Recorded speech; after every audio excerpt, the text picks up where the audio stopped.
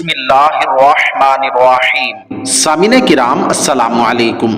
حضرت موسیٰ علیہ السلام نے ایک مرتبہ اپنے رب سے یہ دعا مانگی کہ مجھے وہ شخص دکھا دیجئے جو جنت میں میرا رفیق ہوگا۔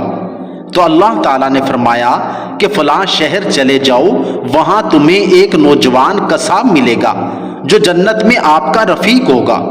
چنانچہ جب حضرت موسیٰ علیہ السلام وہاں پہنچے تو اس نوجوان قصاب کو اپنی دکان میں بیٹھا ہوا دیکھا اور اس کے پاس زنبیل یعنی ایک ٹوکری بھی تھی۔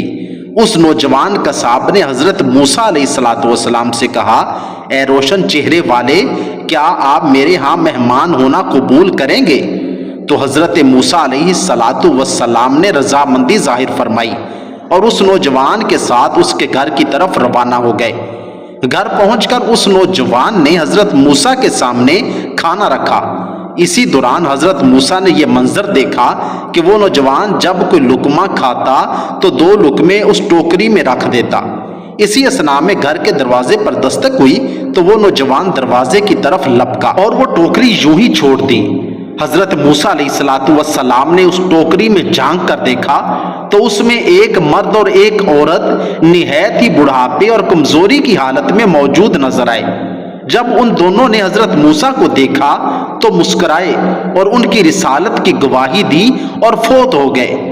جب وہ نوجوان واپس آیا اور اس ٹوکری میں دیکھا تو حضرت موسیٰ علیہ السلام کے ہاتھ مبارک کا بوسہ لیا اور پوچھا کہ کیا آپ اللہ کے رسول موسیٰ ہیں؟ تو حضرت موسیٰ نے پوچھا کہ آپ کو کس نے بتایا؟ اس نے کہا کہ اس ٹوکری میں جو ایک بوڑھا مرد اور ایک بوڑھی عورت تھی یہ میرے والدین تھے۔ یہ بہت بوڑھے ہو گئے تھے تو میں نے ان کی حفاظت کی خاطر انہیں ایک ٹوکری میں رکھا تھا۔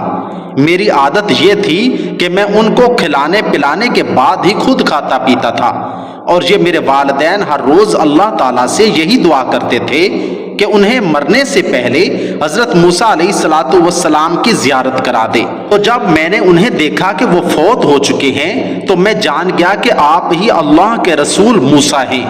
تو حضرت موسیٰ علیہ السلام نے اس سے فرمایا کہ آپ کے لیے بشارت ہو کہ آپ جنت میں میرے رفیق ہوں گے۔ اللہ اکبر، سبحان اللہ۔ آپ نے دیکھا کہ والدین کی خدمت پر اللہ تعالیٰ نے کتنے بڑے انعام و اکرام سے نوازا کہ جنت میں اپنے نبی علیہ السلام کا ساتھ عطا فرمایا۔ اللہ تعالیٰ ہمیں بھی اپنے والدین کا ادب و احترام اور خدمت گزار بننے کی توفیق عطا فرمائے۔ آمین ثم آمین۔